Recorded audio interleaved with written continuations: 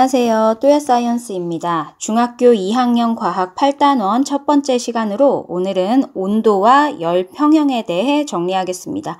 유튜브 하단에 더보기를 클릭하시면 필기 PDF 자료를 다운받을 수 있는 링크가 있습니다. 자료를 다운받아서 함께 필기하며 학습하시기 바랍니다. 자, 그럼 시작하겠습니다. 먼저 온도는 물체가 얼마나 뜨겁고 차가운지를 숫자로 나타낸 것이라고 알고 있습니다. 우리는. 이게 온도의 일반적인 개념이죠. 자, 그런데 이 온도가 어떤 물질들을 이루고 있는 기본 입자들의 물체를 이루는 기본 입자의 운동 상태와도 관련이 있습니다. 결론적으로 얘기하면 온도가 높으면 물체를 이루는 입자의 운동 상태가 빨라지게 되고요. 온도가 낮으면 물체를 이루는 입자의 운동 상태가 느려지게 되는 겁니다.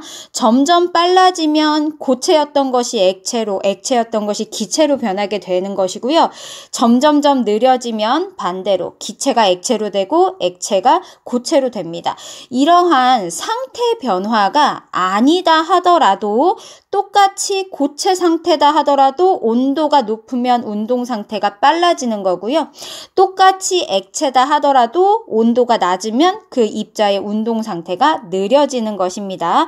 온도와 물질을 이루는 입자의 운동 상태가 어떻게 연관이 되는 건지 좀 더 구체적으로 살펴보도록 하겠습니다. 아래 상황처럼 스테인레스 주전자에 이제 물을 담습니다. 여기 물이 들어있어요. 그리고 이것을 가열하는 이런 온도를 높이는 상황입니다. 이 스테인레스 주전자 자체는 고체 상태입니다. 그런데 똑같은 고체 상태다 하더라도 그 스테인레스를 이루고 있는 입자의 운동 상태가 달라진다라는 것이죠. 오른쪽 그림을 보시면 스테인레스를 이루고 있는 입자들이 나와 있습니다. 고체 상태는 입자들의 배열이 이렇게 규칙적인 특성을 갖고 있는 걸 알고 계실 겁니다. 우리 눈으로 봤을 때 고체는 그 모양이 일정해 보이지만 입자 수준으로 들어가면 살짝씩 진동 형태의 운동을 하고 있습니다. 이 보시는 바와 같이 진동 운동을 하고 있는 상태예요. 이 진동 운동 정도가 요 틀의 규칙성을 깰 수 있는 정도는 아니기 때문에 고체 상태가 유지되는 겁니다. 자, 그런데 가열을 해서 온도가 상승하게 되면 입자의 운동이 활발해집니다. 그러면서 오른쪽 그림과 같이 각 입자가 보다 센 진동 운동을 하는 상태로 이렇게 바뀌게 됩니다. 물론 규칙적인 입자들의 배열은 변하지 않습니다. 이 배열이 깨지면 더 이상 고체라고 볼 수 없고 액체가 되는 거죠. 똑같이 고체 상태이고 입자들의 배열이 규칙적이다 하더라도 각 입자의 진동 운동 정도가 활발해진 것을 그림을 통해 확인하실 수 있습니다. 자, 액체의 경우에는 조금 더 명확하게 표현이 될 수가 있어요. 자, 물은 액체죠. 이 액체는 고체처럼 입자들이 규칙적인 배열을 하고 있지는 않습니다. 불규칙적인 배열을 하면서 비교적 자유롭게 운동을 하고 있습니다. 자기가 갖고 있는 에너지만큼, 즉 자기가 갖고 있는 온도만큼 운동을 하고 있어요. 자, 액체는 이런 식으로 자기가 갖고 있는 에너지만큼 운동을 현재 하고 있습니다. 자, 그런데 가열을 해서 온도가 상승하게 되면 역시 입자 운동이 활발해지고요. 그러면서 훨씬 더 빠른 속도로 큰 폭으로 이런 식으로 운동을 하게 됩니다. 아직은 액체 상태예요. 똑같은 액체 상태다 하더라도 자기가 갖고 있는 에너지가 커지면 온도가 높아지면 그만큼 입자 운동을 활발하게 하게 되는 거고요. 이러다가 이제 요 입자들이 훨씬 더 많은 에너지를 갖게 되면서 입자 간 간격이 더 멀어지게 되면 이제는 기체 상태라고 이야기를 하는 것입니다. 자, 위에 줄글을 정리해 볼게요. 물질의 상태와 관계없습니다. 똑같이 고체 상태, 똑같이 액체 상태, 똑같이 기체 상태다 하더라도 물체를 가열하면 입자운동은 활발해지고요. 물체를 냉각시키면 입자운동은 느려지게 됩니다. 따라서 온도라는 개념은 물체를 이루는 입자의 운동 상태를 나타낸 값이다 라고도 정의할 수 있는 겁니다. 자, 이제 다음으로 넘어가서요. 차가운 물체와 따뜻한 물체를 접촉시켰을 때 어떤 온도 변화가 나타나는지를 살펴보도록 하겠습니다. 온도가 다른 두 물체를 접촉시켜요. 만나게 합니다. 그러면 당연히 온도가 높은 물체에서 온도가 낮은 물체로 에너지가 이동하면서 온도가 같아지게 되거든요. 이때 이동하는 에너지가 바로 열 에너지입니다. 이것이 열 에너지의 정의예요.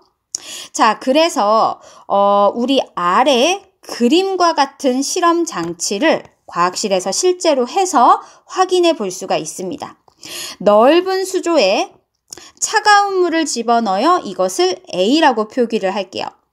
그리고 그 속에 좁은 수조를 놓고 거기에 뜨거운 물을 집어넣습니다. 이걸 B라고 해볼게요.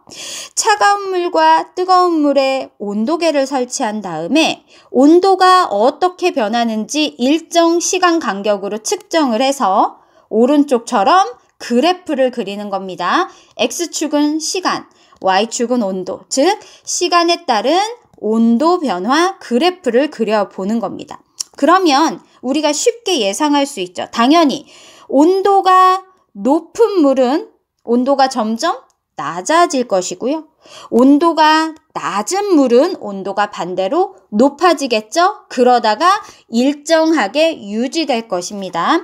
그래프로 표현을 한번 해볼게요. 온도가 높은 물은 시간이 갈수록 온도가 낮아질 거고요. 온도가 낮은 물은 시간이 갈수록 온도가 높아질 겁니다. 그러다가 온도가 같아지는 지점이 생길 거고요. 그때부터는 더 이상 온도가 변하지 않고 이렇게 일정하게 유지가 될 것입니다. 이렇게요. 자, 이때 온도가 같아진 이후 더 이상 온도 변화 없이 일정하게 유지되는 이 상태를 우리는 열평형 상태라고 합니다. 열평형 상태는 더 이상 온도가 변하지 않는 상태, 뜨거운 물체와 차가운 물체의 온도가 같아진 상태를 뜻해요. 자, 위쪽으로 가서 정의를 한번 읽어볼게요.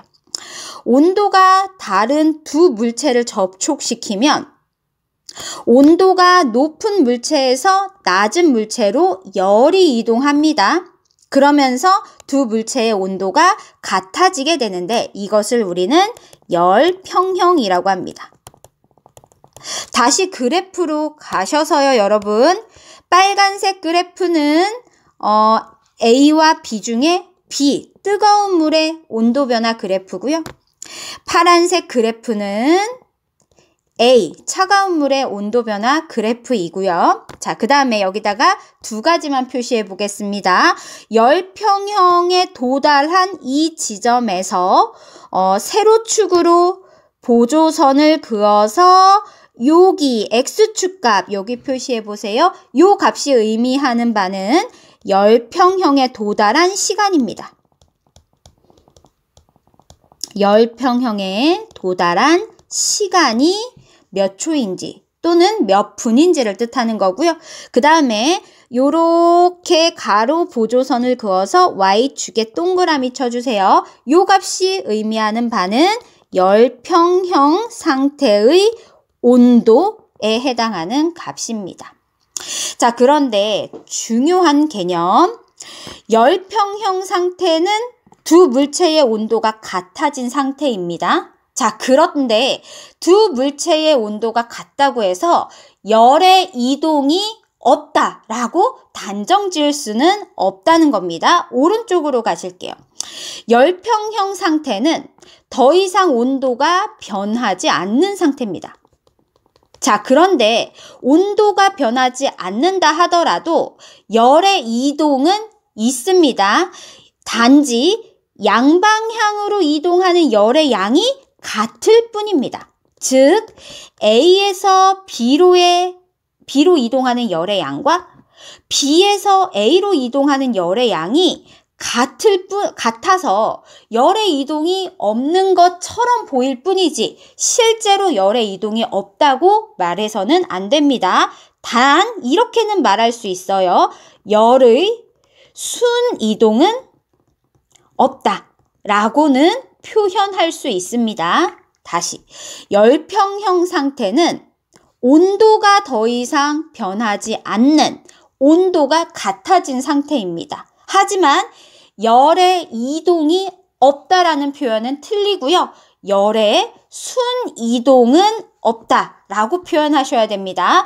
열의 순 이동은 없다라는 표현은 A에서 B로 이동하는 열의 양과 B에서 A로 이동하는 열의 양이 같은, 즉 양방향으로 이동하는 열의 양이 같은 그 상태를 뜻하는 겁니다. 자, 오늘은 온도와 열평형의 개념에 대해서 학습하셨습니다. 고생하셨습니다.